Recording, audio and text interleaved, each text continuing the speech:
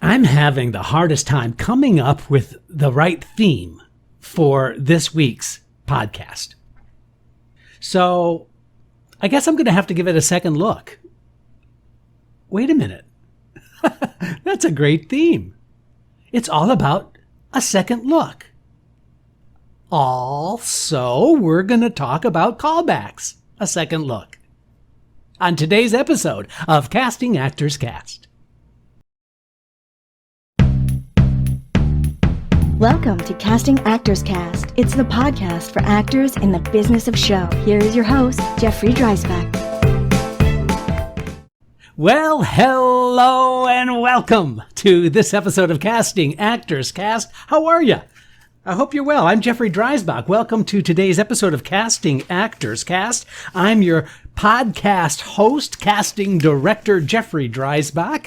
How are you today? I guess you can tell I'm feeling extra hyper today because, every week it's important that I come up with something that's going to kind of titillate, captivate your attention. And I think I kind of found a good theme for today's show. And we're going to be calling it A Second Look, The Callback. But first, this is that moment of the podcast where I want to say thank you so much for tuning into Casting Actors Cast. If this is your first time tuning in to the podcast, it's so cool that you're here, and I'm so grateful. If you've been a long-time listener, well, thank you so much. I've been loving doing these podcasts, and I'm just so excited that every week I get to have a chance to share some thoughts with you, to offer some advice, to really, my goal, I guess, is to try and make this a community of actors and be able to support the business of show. And ever since I've been doing that over a little over 2 years now, I can't get over the response. It's been just tremendous, and I'm so happy about that. As of today, it looks like over 28,000 downloads of the podcast of Casting Actors Cast. And so that means there are folks out there that are enjoying it. And that just makes my heart sing, as they say. But I also want to let you know that if you're interested in finding out more about Casting Actors Cast, that's really easy to do. You can go to the website, castingactorscast, all one word.com. And there you're going to find additional information. There's a page where I have classes and things that I'm doing and teaching. Also, if you fill out the form on the landing page, that's the very first page, it says dive into the talent pool. I think that's kind of charming, isn't it? Anyway, if you do that, you click on that, it'll open up an opportunity for you to download a free 100-page book on voice acting called Conversation Pieces Out of the Studio, the Voiceover Workshop for Professional Actors. It's a book on voiceovers that I wrote, I guess 5 or 6 years ago. But I think it's still relevant today. I think you're going to find a lot of really interesting things. It's a downloadable PDF. That means you can leave it on your device so you don't have to, waste paper. Or if you want a hard copy of the book, then you can go ahead and print that out. That's all absolutely free of charge. What I get out of it is I get your email address and your name. By the way, I don't do anything with that. It just helps me know that you're out there and participating. And that just kind of fuels me in a really great way to continue to do these podcasts. And your support just by listening is greatly appreciated. Also, I want to say that I am recording all of these podcasts on the YouTube channel, Casting Actors Cast. And if you haven't gone to the YouTube channel, I would love for you to go check it out. It would really mean a lot that you could like and subscribe, maybe leave a review. Any of those things that can help support this community would mean the world to me, and it kind of keeps me going. So please consider checking out the YouTube channel of Casting Actors Cast. Now, I want to do a huge shout out, as I've been doing for several weeks now, and it's a pleasure to do, is my shout out to Actors Connection. Actors Connection is an organization both in New York, Los Angeles, and Atlanta, but there are classes, seminars, workshops, intensives where you can meet with professionals working in the industry. It's really reasonably priced. There's also a free at 3 series where you can listen to casting directors and agents. So it really is an amazing place where like-minded professional actors go to learn as much as they can about the various aspects of the industry. And that's Actors Connection. I encourage you to check them out. They've been so supportive and such good friends of mine, and I love teaching there as well. And so you can even see maybe some classes that I may be teaching there in the near future, because it'd be great to have you in class as well. Anyway, that's all my commercial. That's all I can do is support Actors Connection, and I appreciate your support all the way around. So let's I want to, as we're talking about doing a second look today, I want to check out today's mail because it has to do with last week's podcast. So we're going to give that a second look right now. Okay, let's check out this week's mail. Just go to castingactorscast.com and fill out the comment form. It's easy. I have gotten so much feedback, as support and encouragement, and people writing their feelings about the podcast last week on resilience. Now, as you recall, resilience, we talked about bouncing back, whether it was from an audition that didn't go well and how you get yourself geared up to do the next one, and the challenges that actors have in dealing with resilience. And I got just a handful of wonderful, supportive and people giving me their sort of point of view. And I wanted to share one particular email that I got because it was so nicely written. And the gentleman took so much time to lay out their thoughts that, you know what, I thought that this would be a great opportunity to do something a little bit different today. And that is to share parts of his email on resilience, last week's podcast. Because after all, today's theme, we're going to kind of just do a second look. So let's take a look at this wonderful email that I got from Fernando Betancourt. Fernando wrote a really nice letter kind of laying out his thoughts about the subject of resilience. And so I thought I would just extrapolate a few lines, a few thoughts that he gave me, because I think it's really valuable information to be sharing. And he says, I just listened to the podcast and I'd like to share my thoughts. The podcast feels like an ongoing conversation with you and the acting community at large, and I thank you for creating that. Well, you're welcome, Fernando. Now I'm going to skip down to a couple of really interesting points that he made. The whole thing is really great, but just a few points here. We will not get most of the jobs that we audition for, and that's if we're lucky enough to audition. We all know that this is the deal going in, and we'd be better off making peace with that from the beginning. If it's that bad, do something else. I've chosen to come back and accept the terms and conditions that I know all too well, and I'm prepared to accept the roller coaster ride of pains, frustrations, and celebrations that come with this path. So thank you so much, Fernando. I thought those were really excellent points. And I thought he was absolutely very, very clear that there are no guarantees. I mean, no one is holding a gun to our heads and saying, you have to be an actor. That these are choices that we make. And speaking of choices, the previous podcast before the Resilience podcast was all about the choices that we make. So if you haven't heard last week's podcast, I encourage you to do so, because I certainly would like to hear your thoughts. But I think Fernando brings up a really, really good point in that what is the best way we can preserve our creativity and understand that the rules of the game, or what he calls terms and conditions, what they are whenever we audition. And so the realization I think that I've come to is to understand that if we can work on our auditions and that they in and of themselves, if the work that we put into an audition has its own rewards, whether it's we're learning some ideas for a new character, whether we're working on preparation so we're less nervous or apprehensive about auditions, anything that we can do so that there's something self-supporting in the audition itself. I think that that's a good thing.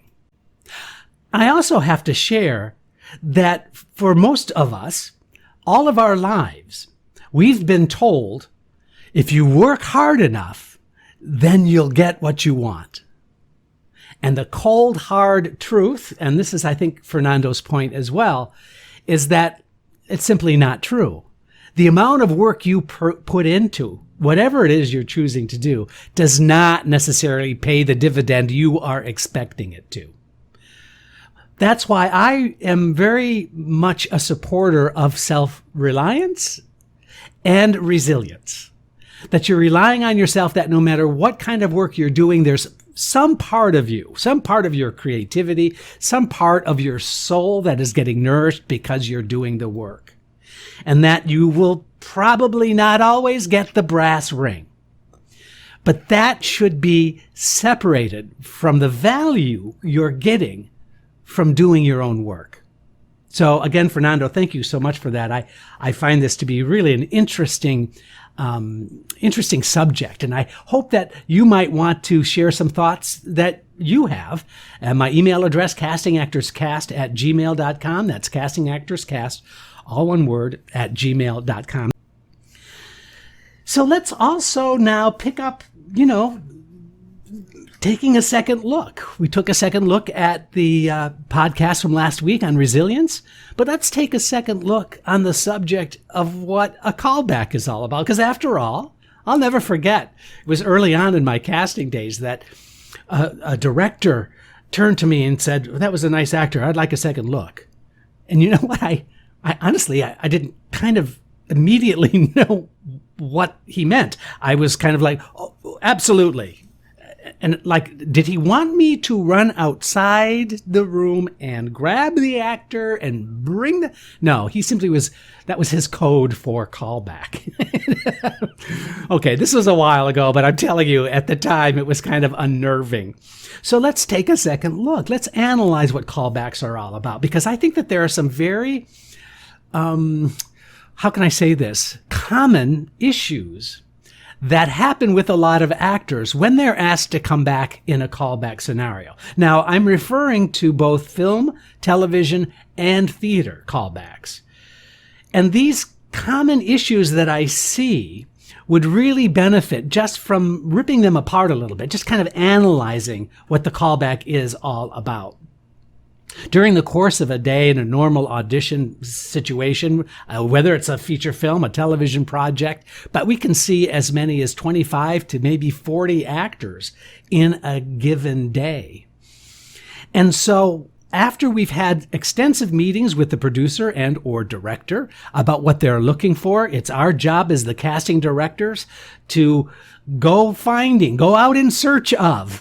In other words, we're personal shoppers for the talent.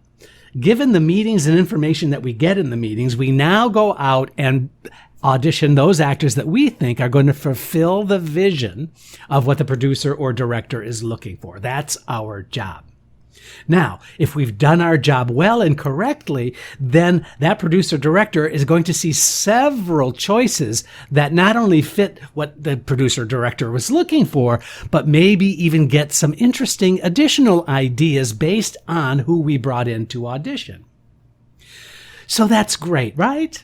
And the good news is, if the director or the producer says, "Gosh, I'd like to see that person again," or I'd like to give him a second look, then that means we call you up and we give you what's called a callback.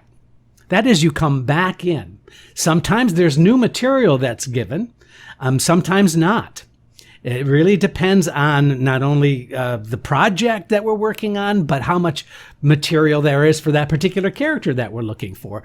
Sometimes we will also be given instructions on adjustments for the actor to make before they come in for their callback. But I can also tell you, many times we get nothing. Just bring them back in.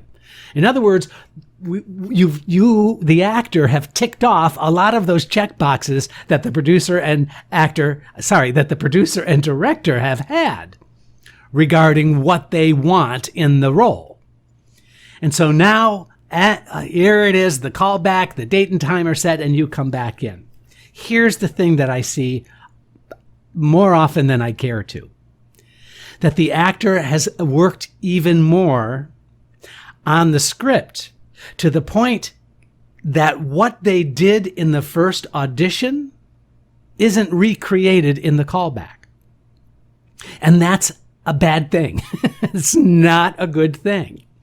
It's really important you understand that that performance or that audition in the first round got you a callback. And so therefore you must recreate what you did in the first audition as a starting point for the callback. You don't need to work on it more. You don't need to necessarily do more internal work or investigation or try to add or embellish anything that you did. In fact, I encourage actors to take notes after every audition. Everything from what you wore to the background of the studio that you auditioned in, just because you might want to wear clothing that is complimentary and appropriate. What was the energy? Who did you meet in the room? And when I mean by what was the energy, that means what kind of energy did you use for the character? What key words can you give yourself for the portrayal that you gave us in that first round audition? And so every audition has a few of your notes. Now you got a callback. You can refer to those notes and use that information in the callback because we don't want to see new stuff. We want to see what you did from the first audition again. We want a second look. I know this is a hard concept sometimes because when I say do it again, I don't mean to try to recreate the audition you gave us. I mean to approach it exactly as you approached the first audition in the callback. That means you need to still be very, very present. You still need to bring those qualities that you found really right for you in the character in the callback. And so from that point on, because the director and the producer and whatever creative team is involved will go, oh yeah, that's why we liked you. And it's at that moment that the director, more often than not, will choose to give you some kind of an adjustment to make in the callback. But again, please be very, very careful that you just want to deliver the great audition you did in the first round, and then that gives us a starting point to work on the second round. I hope that makes sense. I kind of feel like I'm repeating myself just a little bit. The other thing that I'm not 100% a subscriber of this, but I will share it with you because I think a lot of actors feel, that this might be of value. And that is a lot of actors choose to wear the same clothing that they did in the callback that they did in the audition. Now, why I'm hesitant is I think it's really a brilliant idea for commercial work. I think it gets right to it. I think in some film and television jobs, I think it really might trigger a positive feeling that they had about you in the first audition. Now it's in the callback and you're simply wearing the same clothes. You're bringing in your smiling, happy self to the callback. I think that might be a good trigger or a good launching point. I'm not 100% sure it's like necessary or required to do that for every job, however. So you just might want to think it through and see, would this be a good idea if I wore the same clothing?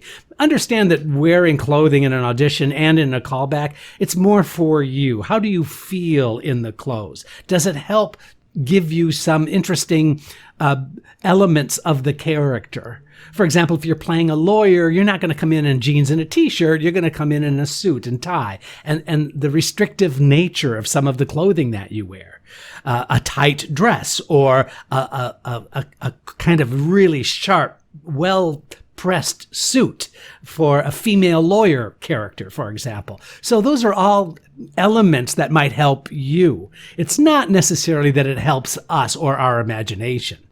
But I think if it helps you, then it might be worth doing, including the callback. Again, I'm not kind of 100% kind of gung-ho on that. But it's kind of something worth thinking about, isn't it? So recreate what you did in the callback from the first audition. Think about whether or not the right clothes are going to be appropriate for the character that you're playing in the callback. And just be very present.